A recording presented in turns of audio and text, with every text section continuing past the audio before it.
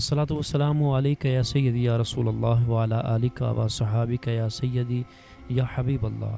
محترم ناظرین، سفر کا مہینہ ہے۔ سفر کے مہینے میں بہت سارے لوگوں کے دلوں میں کچھ وسوسات داخل ہو جاتے ہیں کہ سفر کا مہینہ نحوست ہے، اس میں سفر نہیں کرنا چاہیے، کہیں جانا نہیں چاہیے، شادی نہیں کرنی چاہیے۔ اس طرح کی خرافات بہت زیادہ لوگوں کے دلوں میں ہوتی ہیں۔ تو آج کی اس ویڈیو میں آپ کو ایک رسالہ پڑھ کر سناؤں گا، جس کے اندر آپ یہ جان سکیں گے کہ کیا یہ مہینہ نحوست والا ہے یا رحمت والا ہے۔ تو آئیے سٹارٹ کرتے ہیں۔ سب سے پہلے درود شریف کی فضیلت سماعت کیجئے۔ اللہ کریم کے آخری نبی صلی اللہ تعالیٰ علیہ وآلہ وسلم نے ارشاد فرمایا، اول الناس بیوم القیامت اکثرہم علی صلاۃ، یعنی قیامت کے دن لوگوں میں سب سے زیادہ میرے قریب وہ شخص ہوگا جو سب سے زیادہ مجھ پر درود شریف پڑھتا ہوگا۔ صلو علی الحبیب، ایک بار درود شریف پڑھ لیجئے، صلی اللہ علی محمد صلی اللہ علیہ وآلہ وسلم۔ سفر کے مہینے کو سفر کیوں کہا جاتا ہے، اس کی کیا وجہ ہے؟ تو سماعت کیجئے۔ اسلامی سال کا دوسرا مہینہ سفر المظفر ہے۔ لفظ سفر 3 حروف کا مجموعہ ہے۔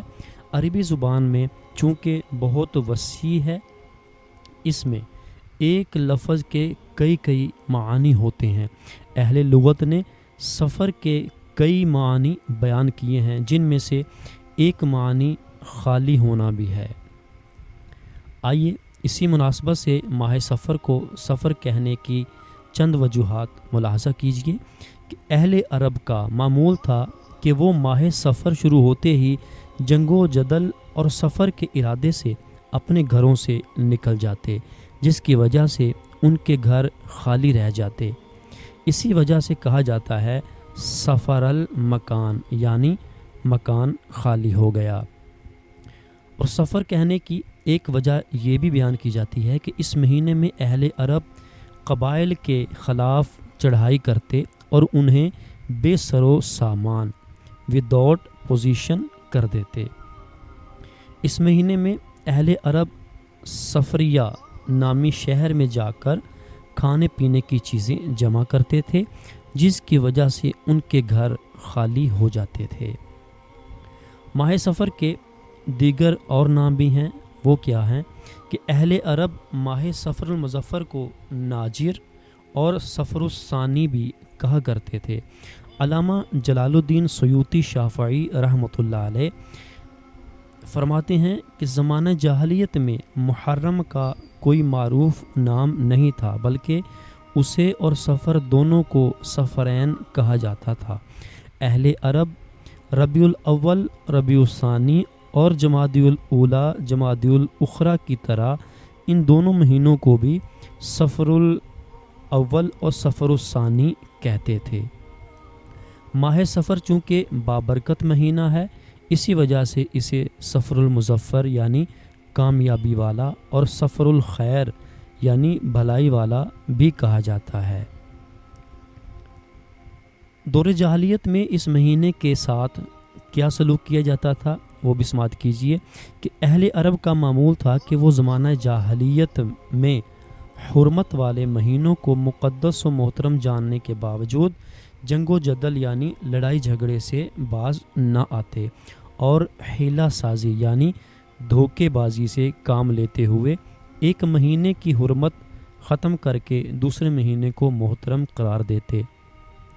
محرم کی حرمت سفر کی طرف ہٹا کر محرم میں جنگ جاری رکھتے اور محرم کے بجائے سفر کو ماہ حرام بنا لیتے، اور جب اس سے بھی تحریم ہٹانے کی حاجت ہوتی تو اس میں بھی جنگ حلال کر لیتے اور ربیع الاول کو ماہ حرام قرار دیتے۔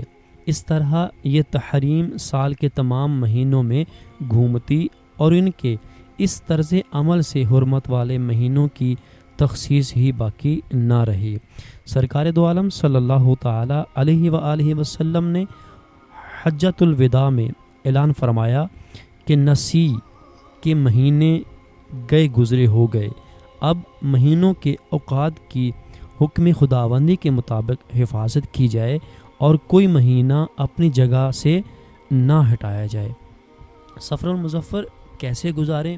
تو پیارے پیارے اسلامی بھائیوں، ماہ سفر بھی سال کے دیگر مہینوں کی طرح ایک بابرکت مہینہ ہے، لہٰذا اس مہینے میں بھی گناہوں سے بچتے ہوئے خوب نیک اعمال کے لیے نیک اعمال کیجیے، نفلی روزوں کا اہتمام کیجیے، نوافل اور ذکر و درود کی کثرت کیجیے، اور سفر المظفر سے متعلق ہمارے بزرگان دین رحمہم اللہ تعالی سے جو اوراد و وظائف منقول ہیں ان پر عمل کیجیے، انشاءاللہ عز و جل اس کی برکت سے ڈھیروں بھلائیاں نصیب ہوں گی۔ چنانچہ ماہ سفر کی پہلی رات میں نماز عشاء کے بعد ہر مسلمان کو چاہیے کہ 4 رکعت نماز پڑھے۔ پہلی رکعت میں سورہ فاتحہ کے بعد سورہ کافرون یعنی قل یا ایہا الکافرون 15 مرتبہ پڑھے، اور دوسری رکعت میں سورہ فاتحہ کے بعد سورہ اخلاص یعنی قل هو اللہ احد 11 مرتبہ پڑھے، اور تیسری رکعت میں سورہ فاتحہ کے بعد سورہ فلق قل اعوذ برب الفلق 15 بار پڑھے، اور چوتھی رکعت میں سورہ ناس یعنی قل اعوذ برب الناس 15 مرتبہ پڑھے۔ سلام پھیرنے کے بعد ایاکا چند بار ایاکا نعبد و ایاکا نستعین پڑھے، پھر 70 مرتبہ دروشی پڑھے، تو اللہ پاک اس کو بڑا ثواب عطا فرمائے گا اور اسے ہر بلا سے محفوظ رکھے گا۔ رزق میں برکت، جو کوئی ماہ سفر کے آخری بدھ کو سورہ علم نشرح، سورہ والتین، سورہ نصر یعنی اذا جاء نصر اللہ والفتح، اور سورہ اخلاص یعنی قل هو اللہ احد 80 بار پڑھے، اس مہینے کے ختم ہونے سے پہلے انشاءاللہ عز و جل وہ غنی ہو جائے گا۔ جواہر خمسہ میں ہے کہ اس کی عمر دراز کر دی جائے گی۔ امیر المومنین حضرت سیدنا عمر فاروق اعظم رضی اللہ تعالی عنہ نے فرمایا، حج کرنے والا مغفرت یافتہ ہے، اور حاجی ذوالحجۃ الحرام، محرم الحرام، سفر المظفر اور ربیع الاول کے 20 دنوں میں جس کے لیے استغفار کرے اس کی بھی مغفرت ہو جاتی ہے۔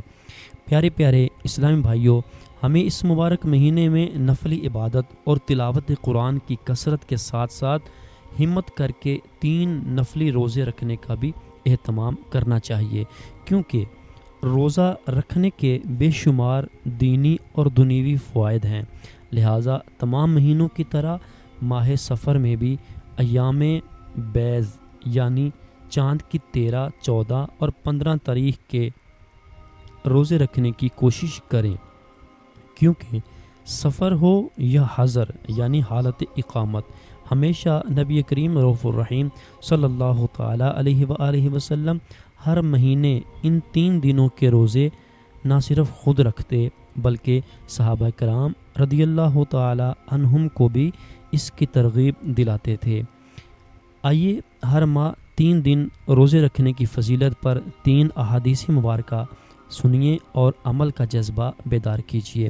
چنانچہ نبی حضرت سیدنا عثمان بن ابو العاص رضی اللہ تعالیٰ عنہ فرماتے ہیں کہ میں نے نبی کریم صلی اللہ تعالیٰ علیہ وآلہ وسلم کو فرماتے سنا کہ جس طرح تم میں سے کسی کے پاس لڑائی میں بچاؤ کے لیے ڈھال ہوتی ہے، اسی طرح روزہ جہنم سے تمہاری ڈھال ہے، اور ہر ماہ 3 دن روزے رکھنا بہترین روزے ہیں۔ حضرت سیدنا جریر رضی اللہ تعالیٰ عنہ سے روایت ہے، نبی پاک صلی اللہ تعالیٰ علیہ وآلہ وسلم نے فرمایا، ہر مہینے میں 3 دن یعنی 13ویں، 14ویں اور 15ویں تاریخ کے روزے ساری زندگی کے روزوں کے برابر ہیں۔ نبی پاک صلی اللہ تعالیٰ علیہ وآلہ وسلم نے ارشاد فرمایا، رمضان کے روزے اور ہر مہینے میں 3 دن کے روزے سینے کی خرابی کو دور کرتے ہیں۔ سفر المظفر سے متعلق بے بنیاد باتیں جو عام لوگ کرتے ہیں کہ سفر المظفر جیسے بابرکت مہینے سے متعلق بہت سی بے بنیاد باتیں مشہور ہیں کہ زمانہ جاہلیت میں اہل عرب محض اپنے باطل خیالات کی وجہ سے اسے منحوس خیال کرتے تھے، جیسا کہ علامہ بدر الدین عینی رحمۃ اللہ تعالی علیہ فرماتے ہیں کہ دور جاہلیت میں یعنی اسلام سے پہلے ماہ سفر کے بارے میں لوگ اس قسم کے وہمی خیالات بھی رکھا کرتے کہ اس مہینے میں مصیبتیں اور آفتیں بہت ہوتی ہیں، اسی وجہ سے وہ لوگ ماہ سفر کے آنے کو منحوس خیال کیا کرتے تھے۔ نبی کریم رؤوف الرحیم صلی اللہ تعالیٰ علیہ وآلہ وسلم نے سفر المظفر کے بارے میں ان کے وہمی خیالات کو باطل قرار دیتے ہوئے فرمایا کہ لا سفر یعنی سفر کچھ نہیں۔ محقق علی الاطلاق حضرت علامہ مولانا شاہ عبد الحق محدث دہلوی رحمۃ اللہ تعالیٰ علیہ اس حدیث کی شرح میں لکھتے ہیں کہ عوام اسے یعنی سفر کے مہینے کو بلاؤں، حادثوں اور آفتوں کے نازل ہونے کا وقت قرار دیتے ہیں۔ یہ عقیدہ باطل ہے، اس کی کوئی حقیقت نہیں ہے۔ اس ترقی یافتہ دور میں بھی ماہ سفر المظفر میں نحوست سے متعلق لوگوں کے خیال نظریات ختم نہیں ہوئے، بلکہ جیسے ہی اس بابرکت مہینے کی آمد ہوتی ہے تو نحوست و وہمی تصورات کے شکار بعض نادانوں کی جانب سے اس پاکیزہ مہینے سے متعلق طرح طرح کی غلط فہمیوں پر مشتمل پیغامات پھیلائے جاتے ہیں، اور اس ماہ کو انتہائی منحوس تصور کیا جاتا ہے کہ اس مہینے میں نیا کاروبار شروع نہیں کرنا چاہیے، نقصان کا خطرہ ہے، سفر کرنے سے بچنا چاہیے، ایکسیڈنٹ کا اندیشہ ہے، شادیاں نہ کریں، بچیوں کی رخصتی نہ کریں کہ اس سے گھر بار برباد ہونے کا امکان ہے۔ ایسے لوگ بڑا کاروباری لین دین نہیں کرتے، گھر سے باہر آمد و رفت میں کمی کر دیتے ہیں اس گمان کے ساتھ کہ آفات نازل ہو رہی ہیں، اپنے گھر کے ایک ایک برتن کو اور سامان کو خوب جھاڑتے ہیں۔ اسی طرح اگر کسی کے گھر میں اس ماہ میں میت ہو جائے تو اسے منحوس سمجھتے ہیں، اور اگر اس گھرانے میں اپنے لڑکے یا لڑکی کی نسبت طے ہوئی ہو تو اس کو توڑ دیتے ہیں۔ سفر کو منحوس سمجھنا جہالت ہے۔ صدر الشریعہ حضرت علامہ مولانا مفتی محمد امجد علی اعظمی رحمۃ اللہ علیہ فرماتے ہیں کہ ماہ سفر کو لوگ منحوس جانتے ہیں، اس میں شادی بیاہ نہیں کرتے، لڑکیوں کو رخصت نہیں کرتے، اور بھی اس قسم کے کام کرنے سے پرہیز کرتے ہیں اور سفر کرنے سے گریز کرتے ہیں۔ خصوصاً ماہ سفر کی ابتدائی 13 تاریخیں بہت زیادہ نحس یعنی نحوست والی مانی جاتی ہیں، اور ان کو 13 تیزی کہتے ہیں۔ یہ سب جہالت کی باتیں ہیں، یاد رکھیے اس قسم کے نظریات سراسر شریعت کے خلاف ہیں، ہمیں ان سے توبہ کرنی چاہیے۔ اسلام میں ہرگز نہ کوئی مہینہ، نہ دن، نہ کوئی تاریخ منحوس ہے، بلکہ ہر مہینہ، دن، تاریخ اللہ پاک کے پیدا کیے ہوئے ہیں، اور اس نے ان میں سے کسی کو نحوست والا نہیں بنایا۔ ہمیں خود بھی ان وہمی خیالات سے بچنا چاہیے، اور اگر کسی کو ان باتوں میں مبتلا پائیں تو اس کی اصلاح کے لیے کوشش بھی کرنی چاہیے۔ 13 تیزی کی شرعی حیثیت کیا ہے؟ سفر المظفر کے پورے مہینے سے متعلق نحوست کا تصور تو عام ہی ہے، بالخصوص اس کی ابتدائی 13 تاریخوں اور اس مہینے کے آخری بدھ کے بارے میں بھی بہت سی خلاف شریعت باتیں مشہور ہیں۔ مثلا ابتدائی تاریخوں میں گنگنیاں، یہ چنے یا گندم ابال کر نیاز دلائی جاتی ہے، مخصوص تعداد میں سورہ مزمل کا ختم کروایا جاتا ہے، ساحل سمندر پر آٹے کی گولیاں بنا کر مچھلیوں کو ڈالی جاتی ہیں، ان سب باتوں کے پیچھے لوگوں کا یہ ذہن بنا ہوتا ہے کہ ماہ سفر میں جو آفات و بلیات نازل ہوتی ہیں ان کاموں کو کرنے سے یہ بلائیں ٹل جاتی ہیں۔ یاد رہے کہ مصیبتیں اور آزمائشیں اللہ پاک کی طرف سے آتی ہیں اور ان کے لیے کوئی دن یا مہینہ مخصوص نہیں، بلکہ جس کے حق میں جو آزمائش لکھی جا چکی ہے وہ اسے پہنچ کر رہتی ہے، اب چاہے سفر کا مہینہ ہو یا سال کے دیگر مہینے۔ نیز یہ بات بھی ذہن نشین رہے کہ قرآن خوانی یا نیاز فاتحہ کرنا ایک مستحب کام ہے اور ہر طرح کے رزق حلال پر ہر ماہ کی کسی بھی تاریخ کو کسی بھی وقت دلوائی جا سکتی ہے، لیکن محض وہم کی بنا پر یہ سمجھ لینا کہ اگر 13 تیزی کی فاتحہ نہ دلائی گئی اور چنے ابال کر تقسیم نہ کیے گئے تو گھر کے کمانے والے افراد کا روزگار متاثر ہوگا یا گھر والے کسی مصیبت کا شکار ہو جائیں گے، یہ نظریہ محض بے بنیاد ہے۔ سفر کا آخری بدھ اور نحوست۔ ابتدائی 13 تاریخوں کے علاوہ ماہ سفر المظفر کے آخری بدھ کے بارے میں بھی بہت سی غلط باتیں مشہور ہیں، جیسا کہ بہار شریعت میں ہے کہ ماہ سفر کا آخری چہار شنبہ یعنی بدھ کا دن ہندوستان میں بہت منایا جاتا ہے۔ لوگ اپنے کاروبار بند کر دیتے ہیں، سیر و تفریح و شکار کو جاتے ہیں، پوریاں پکتی ہیں اور نہاتے دھوتے خوشیاں مناتے ہیں اور کہتے ہیں کہ حضور اقدس صلی اللہ علیہ وسلم اس روز غسل صحت فرمایا تھا اور بیرون مدینہ طیبہ سیر کے لیے تشریف لے گئے تھے۔ یہ سب باتیں بے اصل ہیں، بلکہ ان دنوں میں حضور اکرم صلی اللہ علیہ وآلہ وسلم کا مرض شدت کے ساتھ تھا۔ وہ باتیں خلاف واقع یعنی جھوٹی ہیں، اور بعض لوگ یہ کہتے ہیں کہ اس روز بلائیں آتی ہیں اور طرح طرح کی باتیں بیان کی جاتی ہیں، سب بے ثبوت ہیں۔ اعلیٰ حضرت امام احمد رضا خان رحمۃ اللہ تعالی علیہ نے ماہ سفر کے آخری بدھ کے بارے میں سوال کا جواب دیتے ہوئے ارشاد فرمایا کہ چہار شنبہ یعنی بدھ کا دن منانا محض بے اصل ہے۔ واللہ تعالی عالم۔ حکیم الامت مفتی احمد یار خان نعیمی رحمۃ اللہ تعالی علیہ فرماتے ہیں کہ بعض لوگ سفر کے آخری چہار شنبے کو خوشیاں مناتے ہیں کہ منحوس شہر یعنی نحوست والا مہینہ چل دیا، یہ بھی باطل ہے۔ پیارے پیارے اسلامی بھائیوں، ان روایات کو پڑھ کر سفر المظفر کو منحوس سمجھنے کا وہم دل سے نکل جانا چاہیے۔ اگر ہمارے دل و دماغ میں کبھی اس طرح کے وسوسے آئیں تو ان کی طرف توجہ نہ دیں، بلکہ اسلامی تعلیمات پر عمل کریں۔ روح البیان میں ہے کہ سفر وغیرہ کسی مہینے یا مخصوص وقت کو منحوس سمجھنا درست نہیں۔ تمام اوقات اللہ پاک کے بنائے ہوئے ہیں اور ان میں انسان کے اعمال واقع ہوتے ہیں۔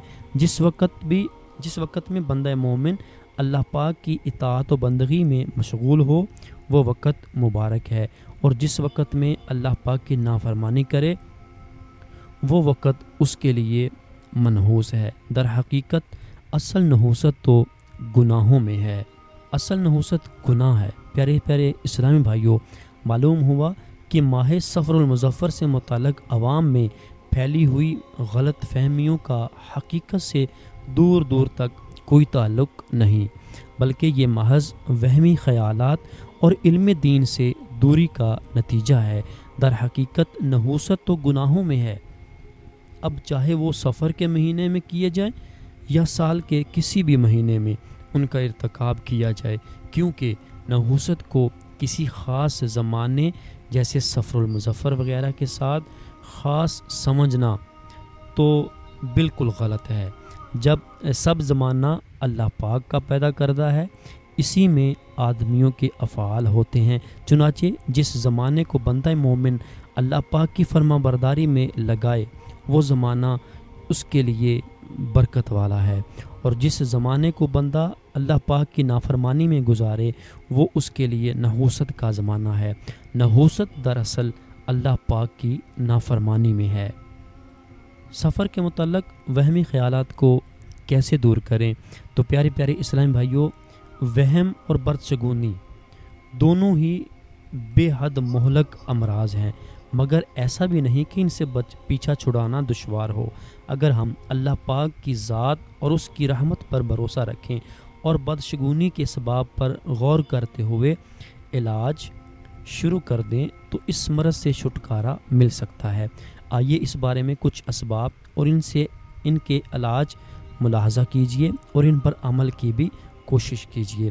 چنانچہ بدشگونی کا پہلا سبب اسلامی عقائد سے لا علمی ہے۔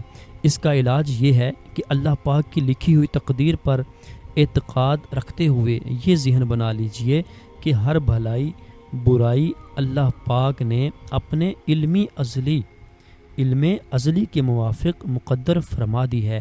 جیسا ہونے والا تھا اور جو جیسا کرنے والا تھا اپنے علم سے جانا اور وہی لکھ دیا۔ اب اگر ماہ سفر یا کسی بھی مہینے، دن یا مہینے میں کوئی مصیبت آئے گی تو ہمارا پہلے سے ذہن بنا ہوگا کہ یہ مصیبت و پریشانی میری تقدیر میں لکھی ہوئی تھی، نہ کہ کسی چیز کی نحوست کی وجہ سے ایسا ہوا ہے۔ بدشگونی کا دوسرا سبب توکل یعنی اللہ پاک کی ذات پر کامل بھروسہ نہ ہونا بھی ہے۔ اس کا علاج یہ ہے کہ جب دل میں کسی چیز کے بارے میں کوئی وہم پیدا ہو تو رب کریم پر توکل کیجیے، انشاءاللہ عز و جل یہ خیال دل سے جاتا رہے گا۔ بدشگونی کا تیسرا سبب اس کی ہلاکت خیزیوں اور نقصانات سے بے خبری ہے کہ بندہ جب کسی چیز کے نقصان سے ہی باخبر نہیں ہے تو اس سے بچے گا کیسے؟ اس کا علاج یہ ہے کہ احادیث مبارکہ اور اقوال بزرگان دین کی روشنی میں بدشگونی کی ہلاکت خیزیوں اور نقصانات کا مطالعہ کیجیے اور ان پر غور کرتے ہوئے ان سے بچنے کی کوشش بھی کیجیے۔ بدشگونی کا چوتھا سبب نیک شگون اختیار نہ کرنا یا نیک شگون اختیار کرنے میں توجہ نہ دینا اور اس کی بنیادی معلومات کا نہ ہونا بھی ہے۔ برے شگون پر عمل کرنے سے چونکہ شریعت منع فرماتی ہے اور نیک شگون لینا شرعاً مستحب ہے، تو برے شگون سے بچنے کے لیے نیک شگون لینے کی عادت بنائی جائے۔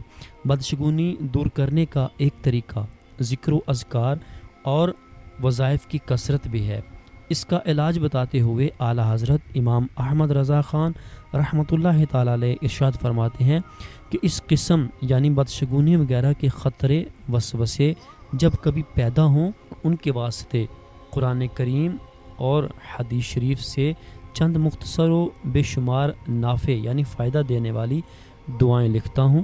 انہیں ایک ایک بار خواہ زائد یعنی ایک سے زیادہ مرتبہ آپ اور آپ کے گھر والے پڑھ لیں۔ اگر دل پختہ ہو جائے اور وہ وہم جاتا رہے تو بہتر، ورنہ جب وہ وسوسہ پیدا ہو ایک ایک بار پڑھ لیجئے اور یقین کیجئے کہ اللہ اور رسول کے وعدے سچے ہیں اور شیطان ملعون کا ڈرانا جھوٹا۔ چند بار میں بے عونی ہی تعالی یعنی اللہ پاک کی مدد سے وہ وہم بالکل زائل یعنی ختم ہو جائے گا اور اصلاً بالکل کبھی کسی طرح اس سے کوئی نقصان نہ پہنچے گا۔ وہ دعائیں یہ ہیں: حسبنا اللہ و نعم الوکیل، ترجمہ کنز الایمان، اللہ ہم کو بس ہے اور کیا اچھا کارساز ہے۔ اللہم لا طیر الا طیرک ولا خیر الا خیرک ولا الہ غیرک، یعنی اے اللہ عز و جل تیری فعل فعل ہے اور تیری ہی خیر خیر ہے اور تیرے سوا کوئی معبود نہیں۔ پیارے پیارے اسلامی بھائیوں، بدشگونی کے متعلق معلومات حاصل کرنے اور اس موذی مرض سے چھٹکارا پانے کے لیے مکتبۃ المدینہ کی 126 صفحات پر مشتمل کتاب بدشگونی کا مطالعہ کیجیے۔ اللہ پاک توفیق دے تو ذہ نصیب زیادہ تعداد میں حاصل فرما کر تقسیم بھی کیجیے۔ دعوت اسلام کی ویب سائٹ سے اس کتاب کو پڑھا بھی جا سکتا ہے، ڈاؤن لوڈ اور پرنٹ آؤٹ بھی کیا جا سکتا ہے۔ سفر کے مہینے میں پیش آنے والے چند تاریخی واقعات۔ سفر المظفر پہلی ہجری میں حضرت سیدنا علی المرتضیٰ رضی اللہ تعالی عنہ اور خاتون جنت حضرت سیدتنا فاطمہ زہرا رضی اللہ تعالی عنہا کی شادی خانہ آبادی ہوئی۔ صفر المظفر 7 ہجری میں مسلمانوں کو فتح خیبر نصیب ہوئی۔ سیف اللہ حضرت سیدنا خالد بن ولید، حضرت سیدنا عمر بن عاص اور حضرت سیدنا عثمان بن طلحہ ابدری رضی اللہ تعالی عنہم نے صفر المظفر 8 ہجری میں بارگاہ رسالت میں حاضر ہو کر اسلام قبول کیا۔ مدائن جس میں کسرا کا محل تھا کی فتح صفر المظفر 16 ہجری ہی کے مہینے میں ہوئی۔